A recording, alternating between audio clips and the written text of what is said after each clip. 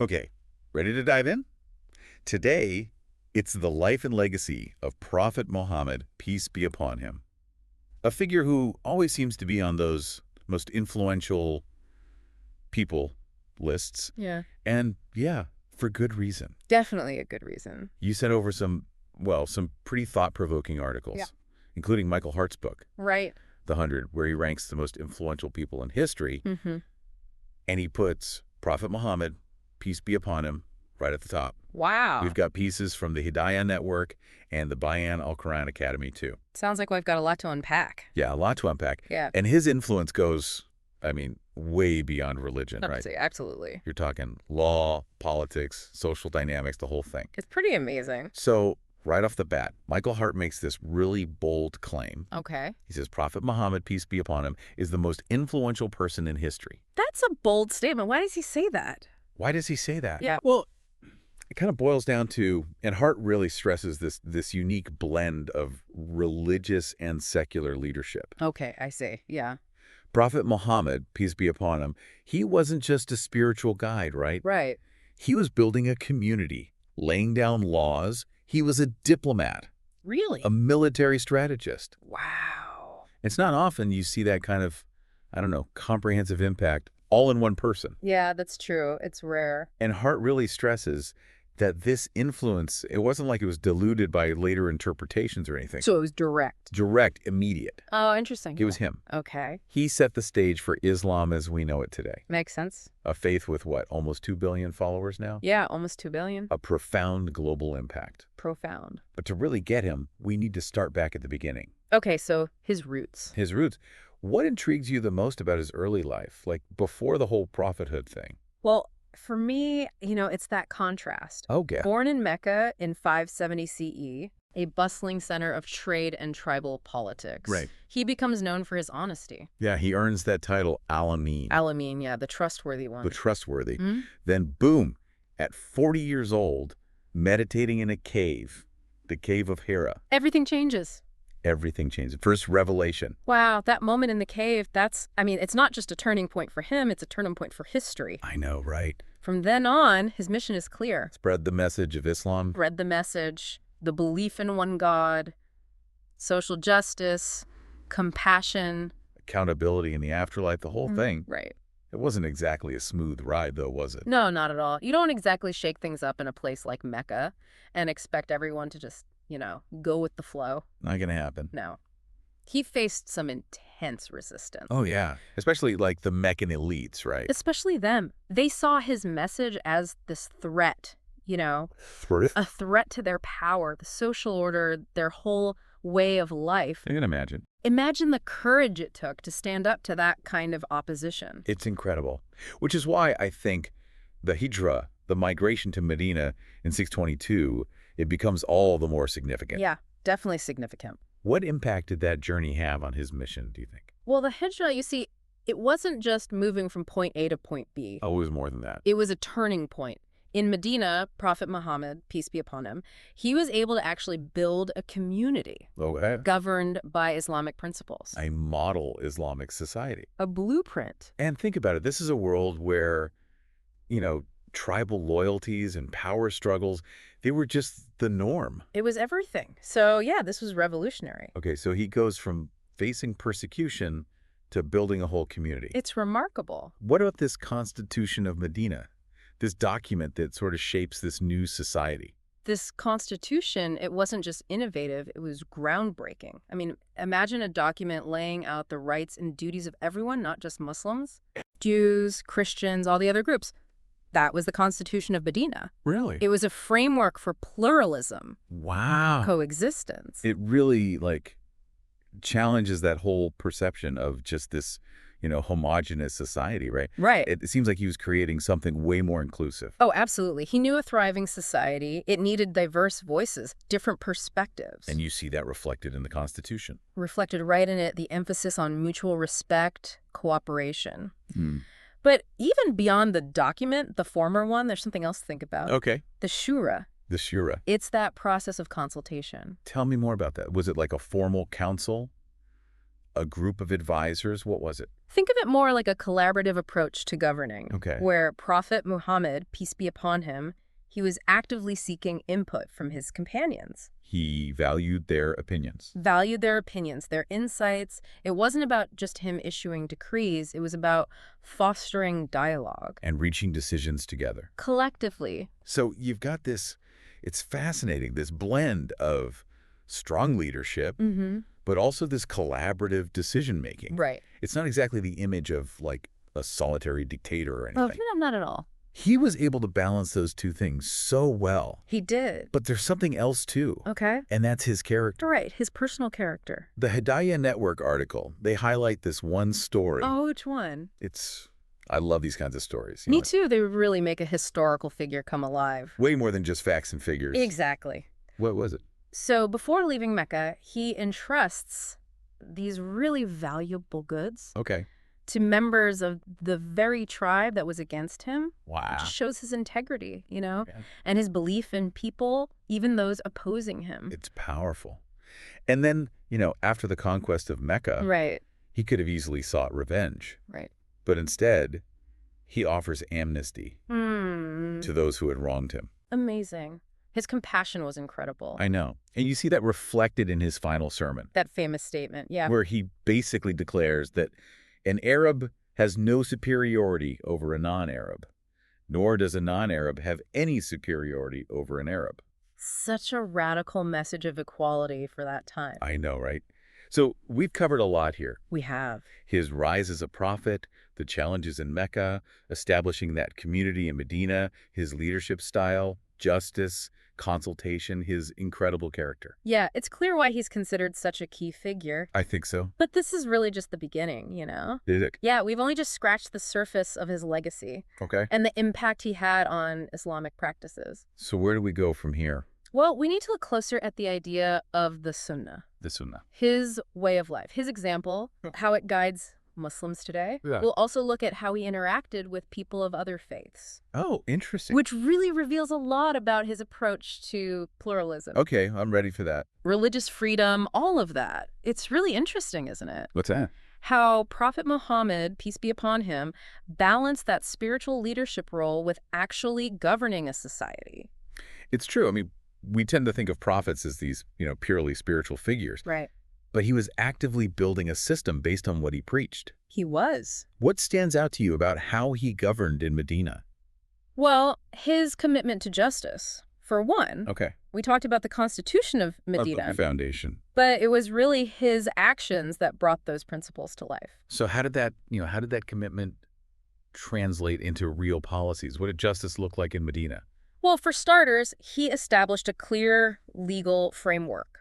Everyone, it didn't matter what your social standing was, your beliefs, everyone was subject to the same law. Wow, that's a pretty radical shift from, the norm back then, where it was all about power and tribal ties. It was a huge shift. So it sounds like he was really dismantling those old hierarchies, introducing a system that was all about fairness, accountability. Did this apply to everybody?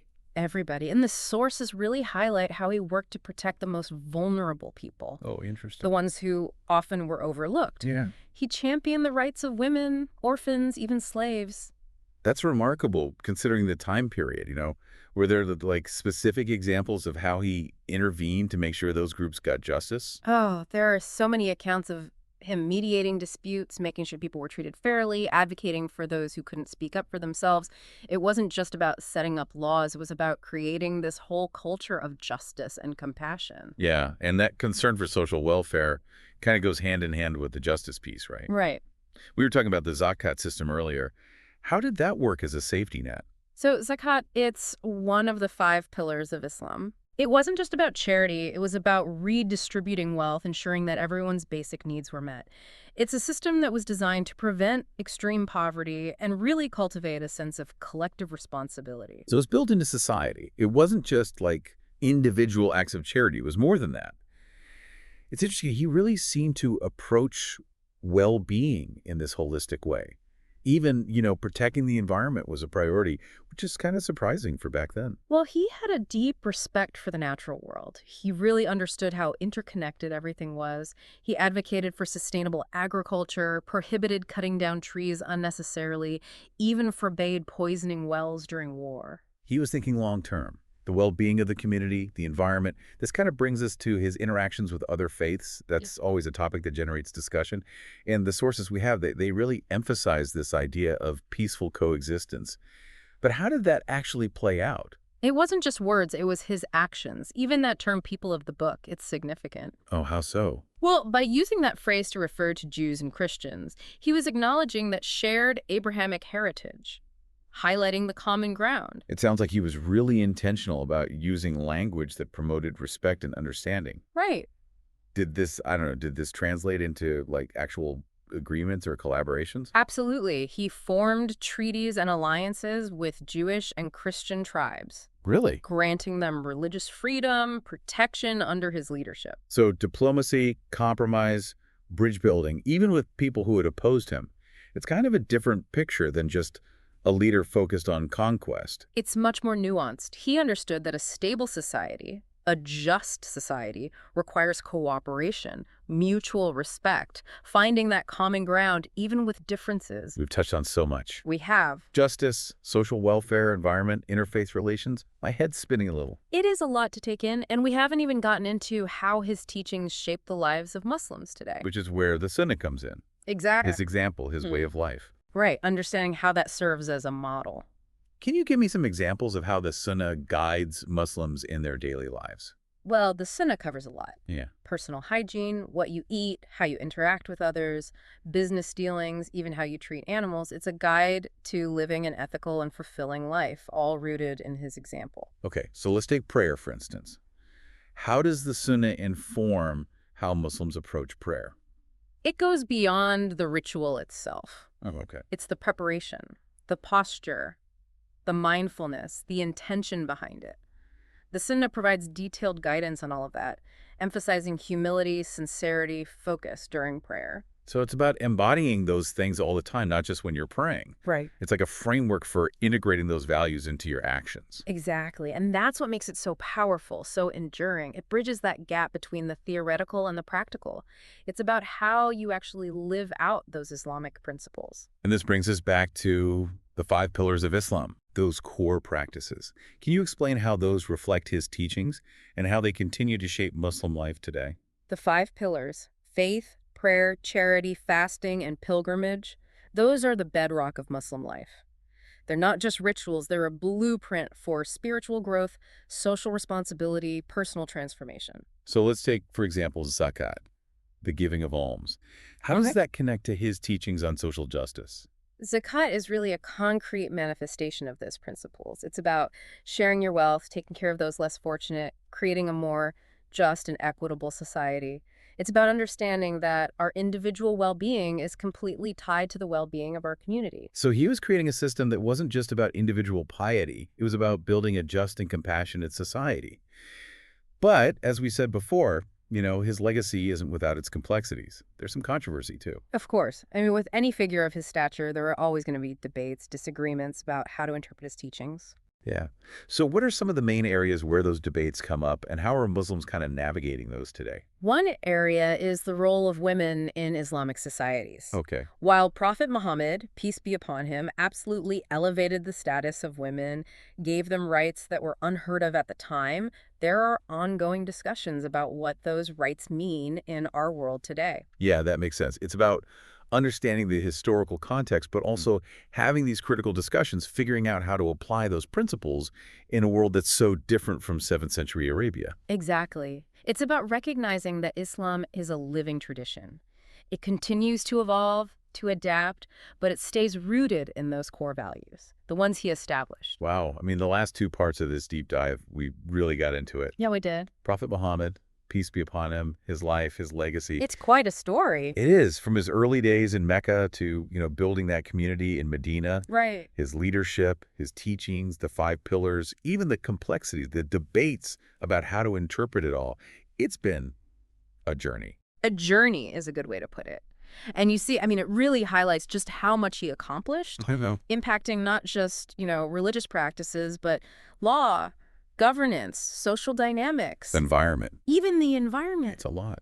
So for someone, maybe someone listening who isn't a scholar or a historian or anything, Right. what are the key takeaways? Like, what about his life, his teachings? What resonates, beyond the historical context? What speaks to us today? That's the beauty of studying these figures, these influential figures like Prophet Muhammad, peace be upon him. Yeah. There are these universal lessons woven right into their stories values that last. that transcend time and place. What comes to mind for you? What are those, I don't know, those timeless values that we can all connect with, whether we're, whatever our background is, whatever we believe? Well, one that immediately jumps out, compassion. Compassion. His whole life, he exemplified empathy, Right. treating people with kindness, generosity, a willingness to forgive, Even when things were rough. even when things are really rough. We saw that, how he interacted with everyone, his closest companions, those who opposed him. Exactly. Pardoning the Meccans after the conquest. That's a powerful example. It is. It's like this reminder that compassion, it isn't weakness, Oh, no. it's strength. It's about choosing understanding over judgment, extending grace, even when it's hard, Right. recognizing our shared humanity. Yeah, in a world that often feels divided, like really polarized, I know. that message of compassion, it feels so relevant. Absolutely. More relevant than ever. And another value that shines through, integrity. Okay. He was known for his honesty, Yeah, trustworthiness. fairness, even before he was a prophet. Yeah, Al-Amin, the trustworthy. to trustworthy. It wasn't just a title. Right. It was who he was. It was at his core. And that integrity, it seems like it was really the foundation of his leadership, right? Absolutely. People trusted him. They knew he was a man of his word, that he practiced what he preached. Exactly. So it doesn't matter. Are you leading a country, a company, a family? Your own life. Your own life. Integrity matters. It matters. It builds trust. It fosters respect. It inspires people. It does. Okay, so we've got compassion, we've got integrity. What else can we learn from his life that, could maybe guide us today? His dedication to social justice. Yes. It's so inspiring. He didn't just talk about helping the less fortunate. He took action. He did. He created systems to address these issues. Poverty, inequality. Injustice. Think about zakat, or how he advocated for orphans, for women's rights, These were real actions. trying to build a better society. A more equitable one, a more compassionate one. It reminds us that social justice, it isn't just some, lofty idea. No. It's about doing something, Hmm. using what we have, using our voices, advocating for those who are marginalized, trying to create a world where everybody has a chance to thrive. Yeah. It's realizing that we're all connected and that we have this responsibility to care for each other. And that brings to mind, I don't know if you remember this, that powerful quote from his final sermon. Oh, about equality. Yeah, where he emphasizes that everyone is equal, no matter your race, your social standing. It's a message that still resonates today, It does. especially when we're still facing so much discrimination. So much of prejudice. It's a timeless reminder that every single person deserves to be treated with dignity, with respect. And it's this call to action to challenge those systems of oppression, to work towards a world that's more just more equitable. for everyone. There's one more thing about his legacy that I find really, really compelling. Okay, what's that? His commitment to learning, to always keep learning. Lifelong learning. Lifelong learning, yeah. He wasn't just a teacher. Right. He was a student. He was always curious, always wanting to learn new things, to understand the world better. It's a great model for all of us. The world's constantly changing, I know. so we have to be open To new ideas. to new perspectives. To never stop learning, to never stop growing. So as we wrap up this whole deep dive, what's the overarching message for everyone listening? Well, I think it's an invitation, really, to think about the values we cherish, the values that matter to us, and how we can live those values. Embody them. Embody them, to cultivate that compassion, to act with integrity, to work for social justice. To never stop learning. And to see beyond just the historical figure, Mhm. to find that inspiration in those timeless lessons. The lessons that can guide us. Guide us to a better life for ourselves and for everyone. Beautifully said. His legacy, it's like a wellspring of wisdom and inspiration, It right? is. Pushing us to strive for a better world, individually, collectively, the whole thing. Exactly. And on that note, we'll leave you with something to think about. What part of his legacy really speaks to you? And how can you take those values and put them into action in your own life? Until next time, keep diving deep.